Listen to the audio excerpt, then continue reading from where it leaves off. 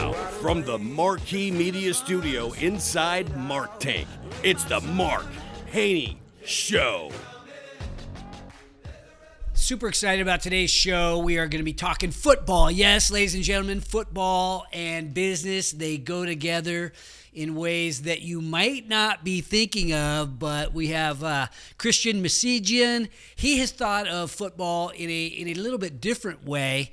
He is the CEO and co-founder of Modern Football Technology, and I'm going to have him tell it because he's going to tell the story a little bit better, but it's all about helping people create an advantage, helping them win in football, helping coaches to be successful. I think you know that on this show, this is all about building the backyard advantage, the most connected community in the world for local entrepreneurs. So I believe strongly in having an advantage. If you don't have an advantage, chances are you're going to get spanked, and that is not fun. I have been there. So Christian, welcome to the show. Thank you. It's an honor to be on here. As we start, also want to thank you and the Growth Factory. We wouldn't be here. We got our start with the Growth Factory as one of its portfolio companies. So yeah, you were one of our first investments, and we must have been one of your first investors. You were. Okay. You were. And you know what? So if you maybe this is a hook for the show too. Like when Growth Factory decides to make an investment, or I decide to make an investment personally, I look at the founder. I mean, I love football, so I was immediately wanting to invest in a football company. But look, we invest with other people's money, and you invest to win. And I believe that when we invest, that we want to invest into people that have enough commitment, humility, and authenticity that they will not only will they figure out a way to win, they will be committed to continuing, because it's not easy. Building a business, it's got its ups and downs, and you want people with the right core values, because they're a lot more likely to succeed or figure it out than maybe somebody who doesn't demonstrate those values. And Christian, you demonstrated those values to me early on and continually. So we appreciate having you as one of our companies, one of the Growth Factory companies. And the fact that it has to do with football as well makes it icing on the cake. So I'm super proud to be sharing your story too. Finally, after the last couple of years, we've been invested into your company for a couple of years now. Yeah, I think June is June 22. June 20. Oh, we invested in June of 22. Yeah. So that was a little over 2 years ago. Yeah. And the company has changed somewhat since then. I know you have grown.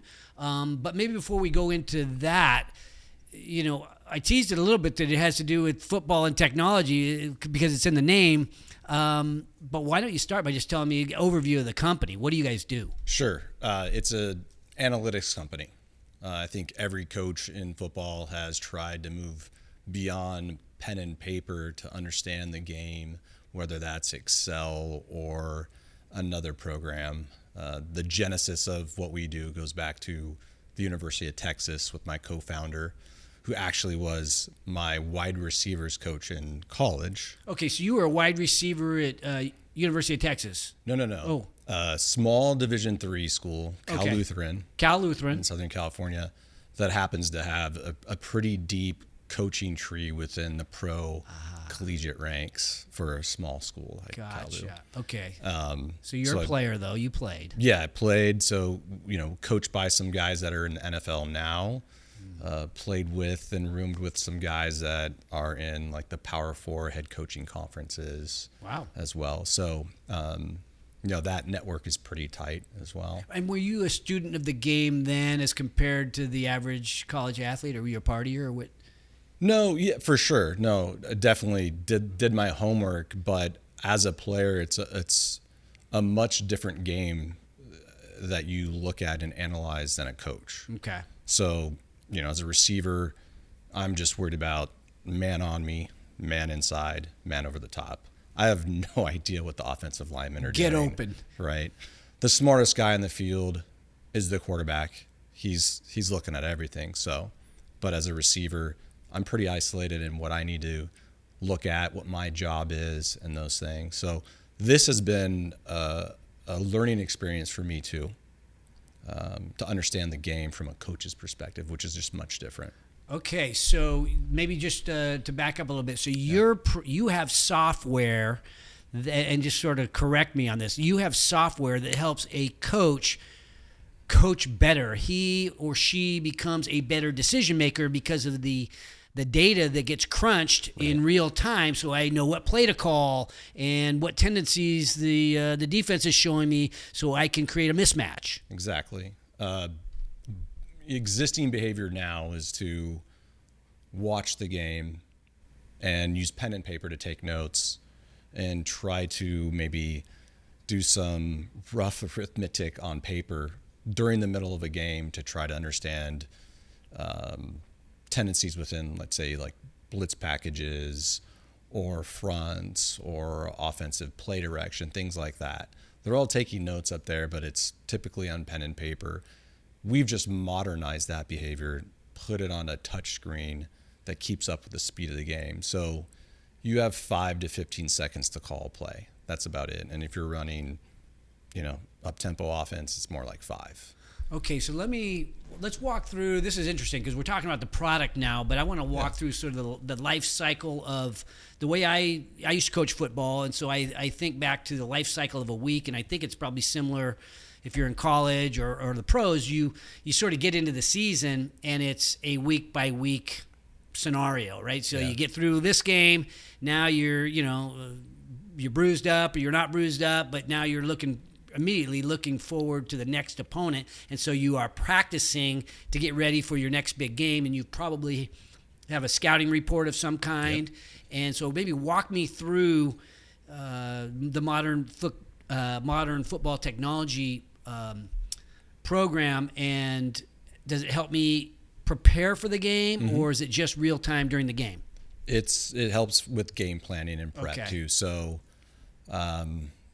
let's just say Saturday morning for high schools, or Sunday. Okay, yeah. I'm a high school football coach. You played Friday night.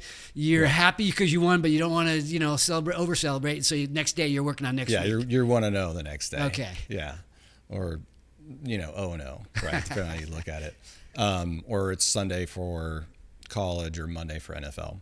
So you will exchange game film with your opponent. You give me 2 games, I give you 2 games. Back in the day, it used to be like VHS tapes or something, right? Now it's all online. We can exchange them over the internet. I will, as a coach, and the staff will watch all of those games, all of those plays, and break that down and try to find tendencies in their opponent. So when you're watching, you're going to say stuff like, "Oh, here's what these guys were running. They were running a cover 2, or a certain 4-man front when on 3rd and short."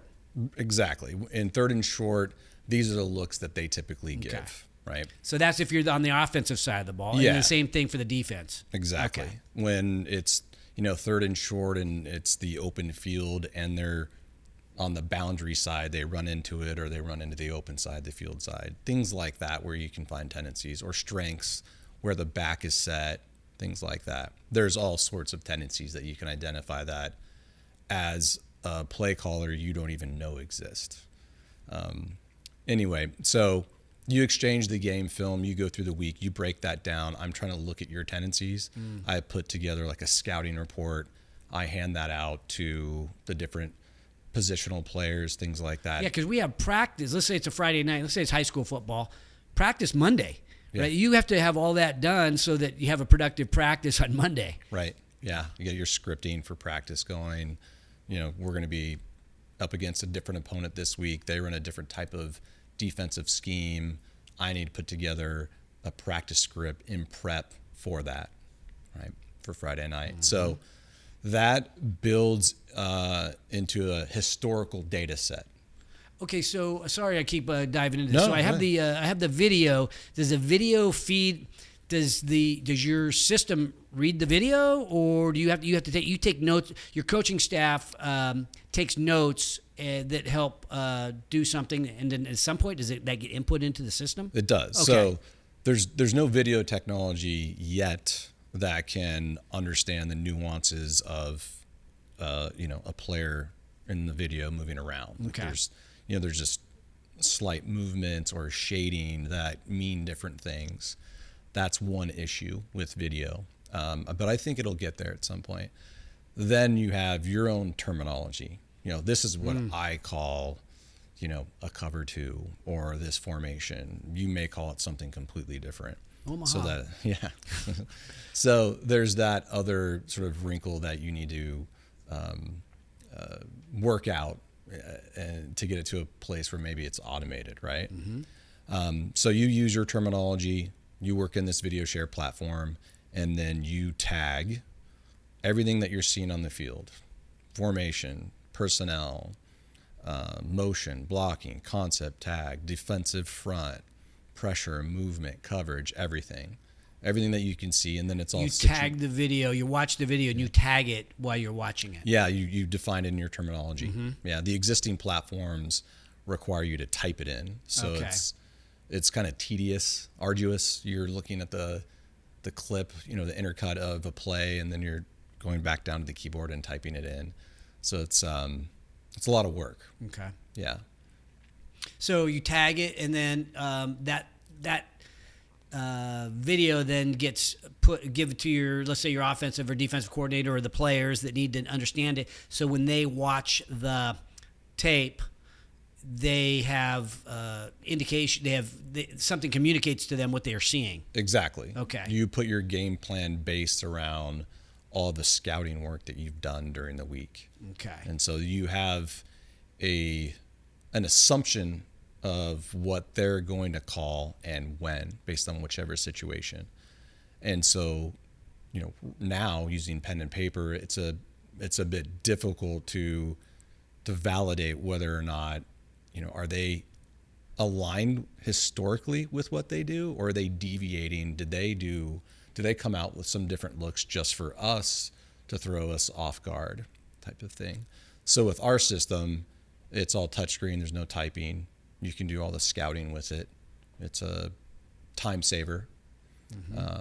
And then going into the game, you'll have your historical data set, and then I can tag what's happening in game, and I can determine, hey, these are the looks we expected, or these are a deviation from what they typically do. So when I watch an NFL game on TV, you see these guys carrying around. I'm thinking of the Niners. You got Shanahan. He's walking around with this, looks like a couple of pieces of paper. I assume it's the script of this play calling, and he's covering his mouth, talking to people and stuff. He's still got paper out there. Yep. Does any of your product deal with the script itself and creating that paper or those choices of plays that they're thinking about calling? It does. Okay. Yep. So that's your call sheet. Has all your plays. It's typically organized by situation. When I'm in high red, low red, here are the plays I like in this situation, or goal line.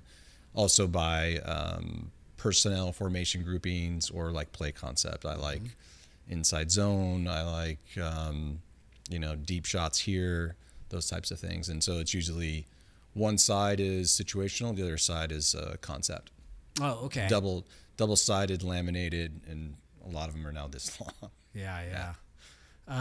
Okay, so then I've prepped throughout the game. I'm able to sort of plan effectively and rapidly at the beginning of the week. So instead of taking 3 days to sort out the game film from that I've watched, it's basically I'm able to hit Monday in stride because I've made decisions, because I have the information more quickly, have more successful practices throughout the week, and then I get into the game, and then your product helps take over the decision-making in the game, or helps maybe not take over the decision-making, helps us make better decisions throughout the game. Yeah, it's I would say it's a supplement. Okay. So now coaches would typically take a 8.5 by 11 sheet of paper, grit it out, print that out.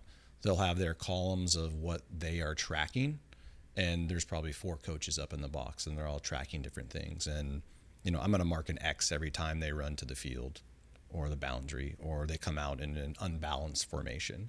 And then I'm going to try and sort of like tabulate that in real time.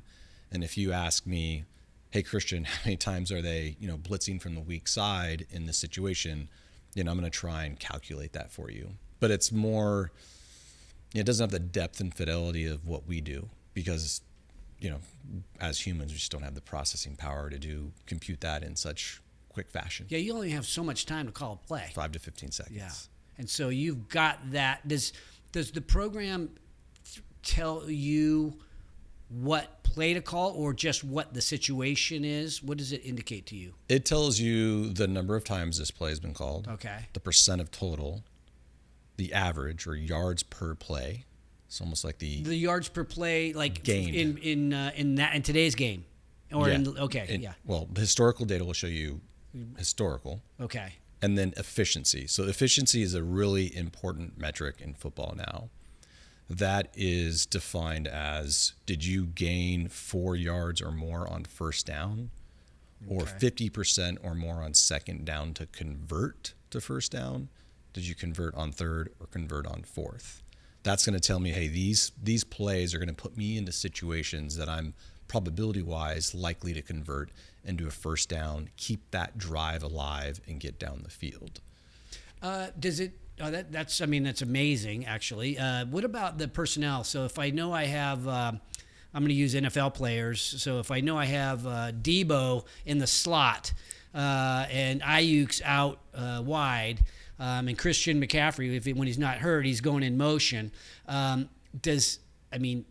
we talking about the computer helping the defense to know what to do in that scenario? Absolutely. Oh, okay. Absolutely, because you're going to be tracking not only the personnel that's on the field, the formation they're in, the strength, where the tight end is typically, the back set, if Debo's split out or in the slot. And then maybe during the course of the week, you looked at a couple films or maybe even have 10 games that you're scouting with, right? And you know that every time that they come out in this particular personnel formation grouping and Debo motions right, they're throwing to the short side of the field. Interesting. Wow. Yeah. Okay, so we've gotten pretty, for anybody who's really not that into football, might not have even, some of that might have glossed over, but that's, kind of the way football is played today. And, that we all have known those coaches that are super inspirational and do all these, amazing things to get people jacked up and are inspired to play. And those, there's nothing more important than that. But some of those same coaches are horrible at calling plays, right? It's like, well, what are you doing? You've got talent and they're fired up and they're going, but they don't know what the heck they're doing, or they appear that way because you haven't called the right play. Yeah. There's, many cases where it's Saturday, Sunday morning and they're asking themselves, why did we keep calling this play? Why didn't we call that more? Yeah. There's definitely a lot of confirmation bias that goes around play calling and what you like as a play caller and what you think is, your sort of bread and butter play to move the ball down the field. And when you are watching, if you're watching football, it's hard to see. For me, it's hard to see it on TV because they're focused in on wherever the ball is. But a lot of times, the line coach is watching, different players within the offensive line, let's call it, and even to watch everybody on the offensive line at one time to see if they are doing their job or what's going on the other side of the ball. It takes multiple people to really see what's going on at all these different positions and to get that all communicated to one another. It's virtually, it's almost impossible. You're exactly right. And that's why you have, 4 or 6 people up there in the box, because they are, dividing up who's looking at what and tracking what. And we sort of bring all of that together now into a singular place. Right. Okay. So that's, again, I said I'm still into this stuff. But I got to back off for the good of getting through this show. But it's just football, right? Somebody might say, "Well, it's just football. How big of a market is football?" Well, you start thinking about the NFL and all it's billions and billions of dollars in the NFL. College the same way. High school's got millions of players, over 1 million players. The youth has 1 million players plus, and it's like the most popular sport on the planet. And so it's only growing, and it's a really huge business. And so I bring that up because winning is extremely important. And so there's all this pressure and all this reason to want to win, to put, butts in seats and to get streaming rights, monetized correctly. I mean, it is something that is critically important to, the hospitality industry is whether we win football games here. Right. And you think about just the size of this, the enormity of this, Ohio State winning this weekend's game is huge. And so why would you skimp on what software you're using? Right. You know what I mean? It's Yeah. like, geez, we paying the coach $1 million a year. We got to have some software. Right. Even down to the high school level, football typically, even at small schools, is the only profit creating sport on campus. Yeah. So, it typically pays for itself. I think there was a study done a few years ago, maybe more than a few years ago, about Nick Saban's dollar contribution to the University of Alabama when he arrived there. And I think it was about $200 million. Wow. So he added that just by lifting the successes of the football program. And this is sort of unrelated, but it makes me think about, okay, so he adds that value. And now with this NIL change where the players can get paid, there's more money coming in to the players. That's adding more revenue. More people are getting involved in this, in the advertising and so on. Yeah. Yeah, the money, it's just, it's only getting bigger. Yeah. And so you jumped into a business that's only getting bigger, and then you're building the best software on the planet. I think so. Yeah. Seems like a cool idea. Yeah. So what's happened? So we kind of have the why there. What's happened with the business? So when we invested, you were a startup. I know you had users and some clients, a couple. But now what's happening with the business? Yeah, I think when we started in June of 22, we had 2 paid customers. Okay. And 4 or 5 beta customers, mostly at the collegiate level. So now we are at almost 70 customers. We're in 26 states. We're in the Canadian Football League, NFL, college, and high school. Wow. Any youth? Are they? Do they want to? Is there money in youth? It's very applicable to youth. We've built a sort of like a basic tier product that's targeted for youth, and we just spoke to a youth organization yesterday that has 7 teams. I would think that, I was thinking about being a high school varsity football coach when not that I got recruited, but I love coaching football. And so sell my companies. I was like, I'm going to go build a high school football program. And anybody who's involved in youth sports or high school sports knows that, these kids start playing sports when they're like 8 years old or maybe younger.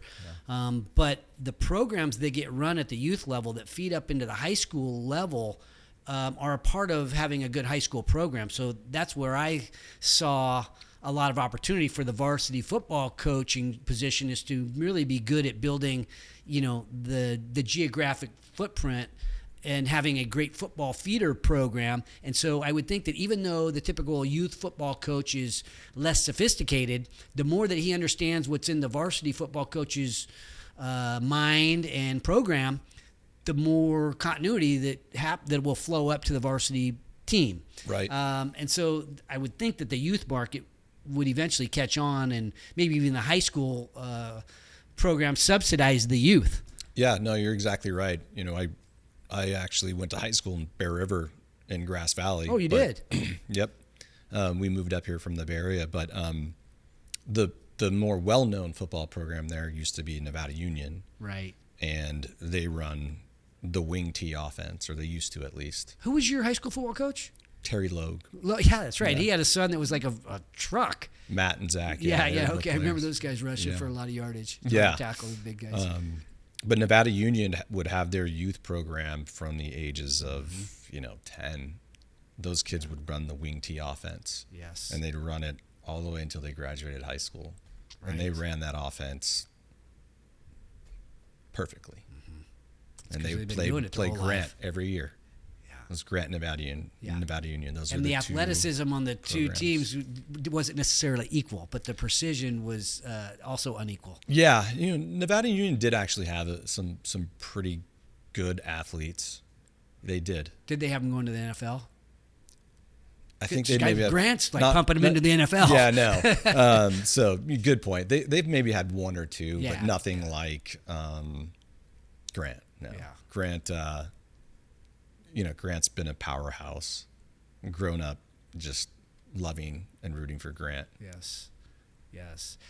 Okay, so I kind of diverted off into the different markets, but so you've got 70-something customers now. Was there sort of a breakthrough moment? I know building a startup's not easy. We kind of touched on that, but was there a breakthrough? Did you battle for a while, and then all of a sudden it's like, oh, that was the breakthrough? I think it's a battle every day as a It's startup. like a football game. As a startup, right? It's a grind. But I think if there was an inflection point or a breakthrough, it would be when we raised funding earlier this year. Okay. End of February, early March. That was sort of a key milestone for us. With that, we hired more staff. We went from 20 or so customers to triple that amount, triple our ARR. So it's been a great year. That's awesome. So when that happens, these startups, and if you're not familiar with this, when a lot of times these startups decide to get venture capital input into the company, and then they can finish the product or hire employees if they're a little more further along. So at what point, and then also once software is built, theoretically, obviously you're going to tweak the software and so on, but getting the initial stuff just to work and make sure that customers will use it and like it, that's a monumental task. I mean, most people fail on their way to getting the first few customers to like them and use them and decide that they're willing to pay money for it. But now you're past that. People are major colleges and NFL is paying money to use your product. And the product is already built. So what's this next stage? Is it just throw gas on it to grow and get more customers? Yeah. Okay. So we're highly focused on sales and marketing for scale, and our product portfolio is like pretty deep, I would say, and cutting edge. So we have some new things coming out for next season that we haven't announced. I'm pretty excited about that. We actually just launched sideline reports. There's nothing in the history of football have you ever had this. So you could be tagging the game in real time, and then a coach on the sideline will have a tablet and he can see the output, the reports of everything in real time. Okay. That's never been done before. Wow. So we just launched that. We're pretty excited about that. And next year we have some other things coming up. Sounds like there's some good secrets coming Yeah. up. That's awesome. Well, yeah, I can see the sideline report thing. That just kind of a great communication tool, right? A great communication tool. You have the 5 to 15 seconds. Existing workflow is I'm on the radio asking you questions. Now I can just look at this report. Wow. And tell me what I want to know. How long before Kyle Shanahan has a what's called iPad in front of his mouth instead of a piece of paper? Whenever the NFL They won't let you do that now? permits it. No. So there's a common misperception that those Surface tablets on the sideline have analytics on it or even video. It's just still pictures. Oh. There's nothing else but still pictures. And that's a NFL rule. Is it the same in college? College, it's a little bit different. It's opened up a little bit more just this year. Next year, I believe it'll be fully open, but it's a limited data set. What are they worried about? I'm not sure. Okay, maybe It's not fairness. They want to keep equality. If this guy doesn't have video and this, you don't want the guy to have a better mousetrap on his side. Well, at the NFL level, there's no constraints around budget. So if I buy it, you can afford it, right? Mm-hmm. At the collegiate level, there could be, but I don't really think that's a strong case for it. High school level, there's a wide disparity in budgets between some of the elite programs across the U.S. and ones that have small coaching staffs, and so having this information is a huge advantage, right? It would give me a leg up on you for sure. Yeah. And I'm going to divert just to a question that just came to me. I remember when one of the first couple times I talked to you and hearing about your company, there was you actually had two products, if you will. This is my view of it. Is one product was what we're talking about today, and the other product actually helped the athlete become a better athlete. Yeah. Does that still exist? No, I was thinking, but you're right. that- You remember correctly. Yeah. We sort of got out of that Okay. and focused mainly on this. Even during that time, I was thinking that this was the part that intrigued me more. There's a lot of stuff out there that helps us just with our performance and things like that as a personal athlete. But this was so unique. I know that, but you have competition in this. How do you stack? You said you believe you're the best. How do you decide? How would one, I guess, confirm that? There's probably, I would say there's only one other Okay. true competitor. And our platform's designed to work with the speed of the game, so the 5 to 15 seconds you have. So there's no typing. You're not going to type in, fat finger something and then have to delete it, and by that time the play is done, right? So ours is all touchscreen. This other product is, requires a keyboard and typing and people spotting and watching the game and sort of like 3 people to use it. So that's our big differentiator. Going back to, sort of everyone has tried to, move beyond pen and paper and into Excel. We at Texas, face that, challenge immediately because of how quick of an offense Coach Herman ran. And so we had to develop something to keep up, and it was just sort of a matter of necessity. Okay. And are they number one in the market now, and you're number 2? Is that right? No, I would say we're number 1 in the market. Oh, really? For sure. Okay. Yeah. Okay. Mentioned sort of like our client base. We have the top teams in America use modern football. Okay. Right. So we have now it's just what's stopping? Let's say everybody wants to win equally. I think that's fair to say. I mean, we all want to win, or you wouldn't be coaching. At least if you're coaching football. Maybe if you're coaching T-ball, maybe we don't all feel that way. But when you're coaching tackle football, we want to win. And so why doesn't everybody have it? What's standing between you and everybody just saying I need to have it? Is it budget or is it awareness? More awareness for sure. Yeah. We are not at a price point where we receive, closed losses on, due to budget constraints or due to price. That's not something we get. So when you have the best product and your price is right in there, you're really not selling, hey, we're the cheapest. You're selling, look, we're the best, and you really want to win. Right. Yeah. Right. And they need to know about you. And I would think, this is just a guess, is that football coaches maybe aren't as technologically savvy as maybe other, maybe chief information officers in a corporation, right? So these guys are football coaches, and they want something really user-friendly and maybe even changing for, I'm already winning, and change might be difficult because I got to teach all my knucklehead coach. I shouldn't say that. I love football coaches. I got to teach all my coaches who really care about football how to work this technology. Is there any pushback in converting from one approach, whether it be Notepad or Excel, even to any software, or is it more from software A to yours? Absolutely. No, you're right. We're all about not asking you to change your workflow. Okay. We're just about enhancing it in a logical way. So we're not tagging anything different than you're already tracking on pen and paper. And just instead of writing the number 10 for personnel, you're just tapping it.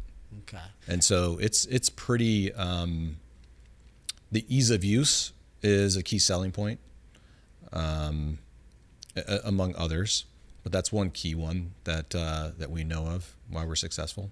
So onboarding a customer, I'm sort of picturing like what your team looks like. So you got to go out and you got to drive the sales and get people using it. And then I suppose that's before the season starts in most cases. And I don't know, maybe I'm wrong on that, but I'm picturing, look, I'm not going to want to make a major software change in the middle of the season. So I'm making it prior so that we go in, we know how to use it going into the season. But even the onboarding of that, getting everybody trained and so on, that sounds like a pretty involved process. Is it? My hypothesis would be, originally was, that we would need 3 onboarding meetings, an hour each, to get you up to speed. And what we've seen the last couple of years is really 1. Let's get your software set up, make sure you've installed the latest OS update, which has, can conflict with our software being installed, but is actually not in our control, right? Some of these computers just need a little refresh. Then, I walk you through how to configure it, which is pretty simple, straightforward. Don't really need training for that. And then it's just about, well, what's the order of operations for me to enter a play? Okay. And so, are you typically dealing with, I would assume, this is a guess, maybe the head coach, in terms of like making the decision to buy, the head coach has probably a main decision-making type of role. It's probably mostly guys. Are there any women head coaches in football? I think there are. Okay. But I'm thinking, if if I'm mistaken, there, I don't know of any. So my thoughts go to a man making that decision, or a group of guys making that decision, and then somebody gets put in charge of being the one that works with you. That's maybe the more of a tech savvy person that ends up explaining it to the rest of us and helps us use it. So you have to deal with mainly 1 or 2 people on the onboarding, and then that person is required, their job is to get the rest of the coaching staff up to speed. Right. Is that kind of right? Yeah. There's a career path in football, and it starts, here at the bottom. And typically your job is to break down film. So as a head coach, at one point in time, you were doing it, if you're still not, right? Oh, so it's that person. It's that person, typically. Maybe their statistician. It depends on the size of the staff. But that's typically that person that's actually doing the work. It's not insignificant, because if you're not football intelligent, you could actually be writing down or tagging whatever you want. It doesn't mean it's right. So you need to be able to read defenses or offenses, schemes, know the nuances, things like that. So it's not insignificant. Okay, so back to building the business a little bit. I'm jumping from product to business and product to business, but it's so interesting to me to think about this startup that is it's built and it's working, and people are customers are paying you money, investors are saying, how do I get in and invest into your company? I mean, that feels like some turning point type of moments in there. But then I also am one of those people that says, well, how can I take over the world, right? How do I get all the NFL teams? How do I get all of college football? Maybe I should even think to, other sports and things like that. Where does your mind go when you think about like the vision of the company? Yeah, vision-wise, I think we're focused on football for this next year, but we do have some adjacent sports that are, I think, where we can get into fairly easily and quickly based on how we've architected our platform. It's I would say it's not customizable, but it's configurable, highly configurable.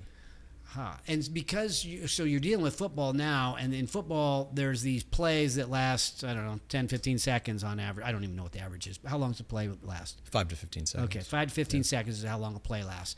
What other sports a play lasts less than probably 5 seconds. Okay, yeah. The time between plays for you to make a decision is 5 to 15 seconds. Oh, gotcha. Okay, so you have this window in between plays.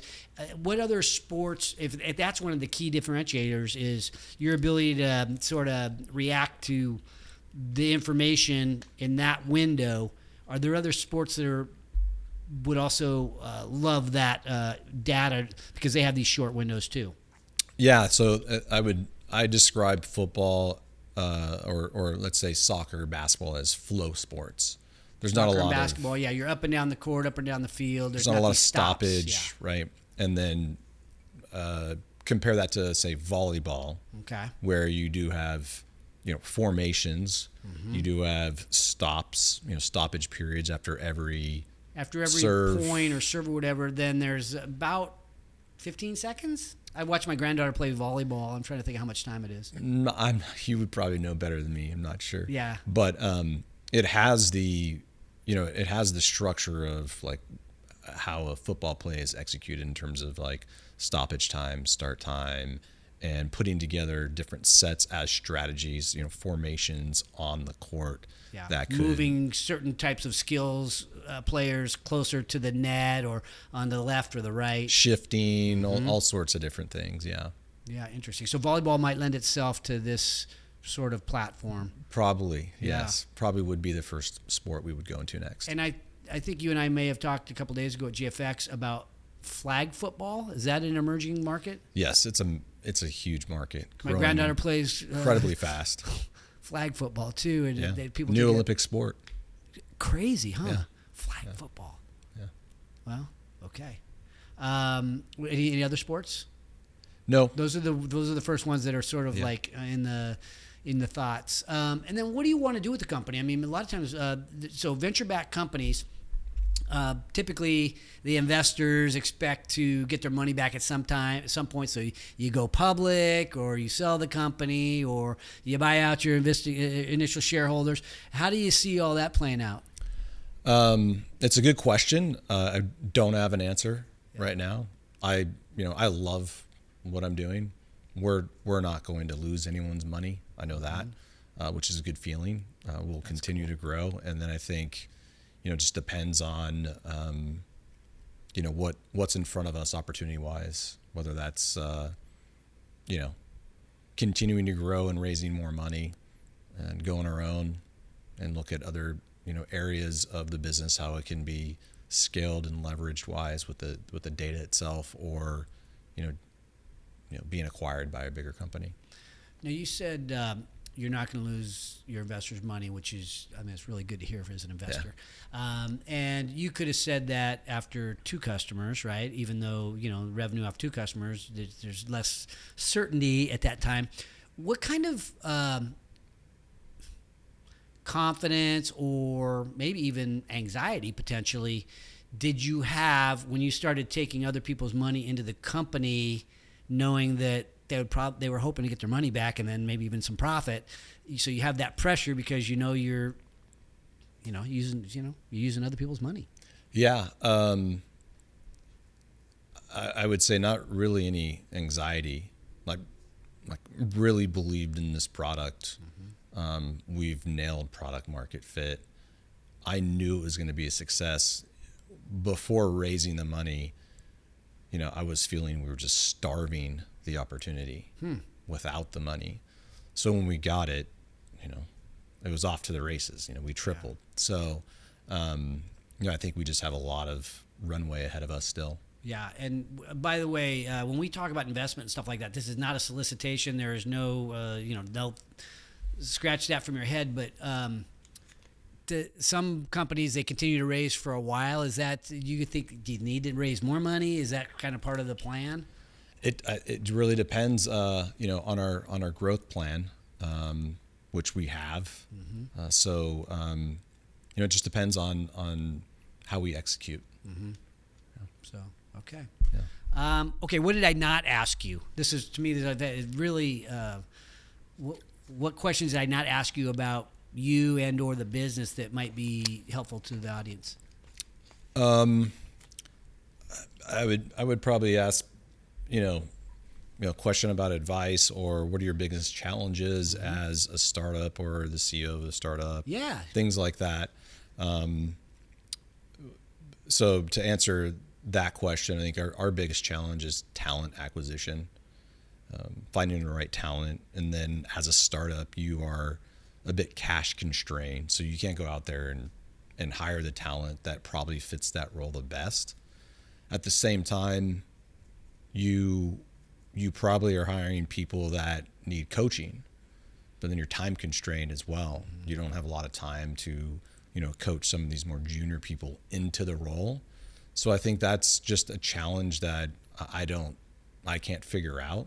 And so you just have to work through that grind. Do the people that you hire have football pedigree? Absolutely. Yeah. Yeah. Yeah, so you need to be able to talk football when you're in this in this business. Yeah, at this point, the size we're at, everyone needs to have the football intelligence, can talk ball, that has a network that we're leveraging. Most of our full-time hirees are sales folks. So those are key assets that are needed to be successful in those roles. And one of the things that, and I don't know if you talk about this publicly, but I mean, you got NFL, college, and high school all with different kinds of budgets. How much does it cost to buy the software? I mean, is it? A good question. Our pricing is public. Okay. So we sell the offensive module and defensive module separate. So as a program coach, you don't have to buy both. So separately, they're $1,500 each. That's like an annual subscription? Yep, annual pay up front. Okay. So if you want both, it's $3,000 a year. And then we have add-ons like sideline reports, if that's something you want. And the high school pays the same amount as the college? That's the high school pricing. Oh, that's high school pricing. College is a little bit different. The product's a little bit different. Okay. It's a little bit more expensive. And then pro, we're with our first customer, the Dolphins. So that packaging and pricing still undetermined, I would say. Yeah. Okay. Okay, what else did I not ask you? Good question. Challenges startup. I guess what do I find the most enjoyable about what I do? I guess. Yeah. Let's end on that. Yeah. Well, I would say, this is my dream job.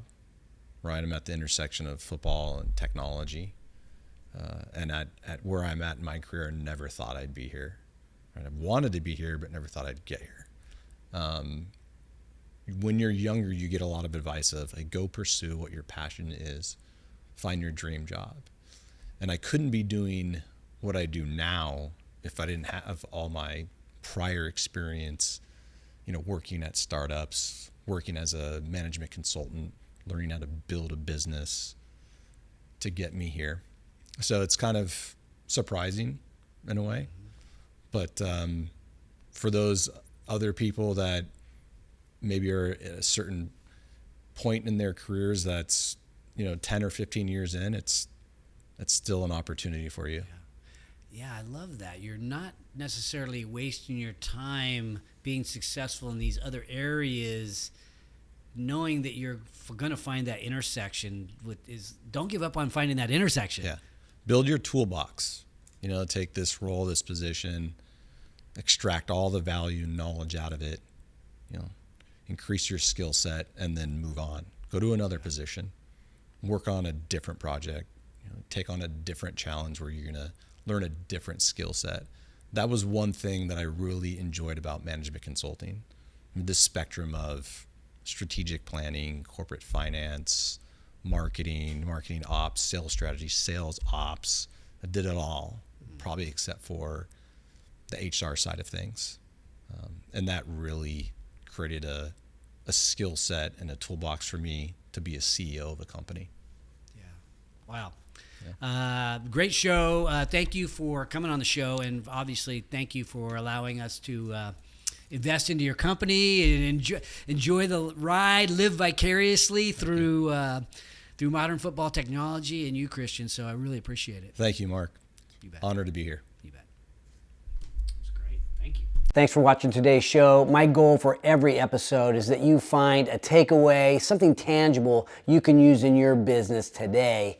And if you have a comment about a favorite takeaway, feel free to put it in the box below. And if you have a topic that you'd like me to bring up on the show, don't forget to let me know. And also, don't forget to subscribe to our YouTube channel if you want to learn more about entrepreneurship. Because at Haney Biz, we are always by your side.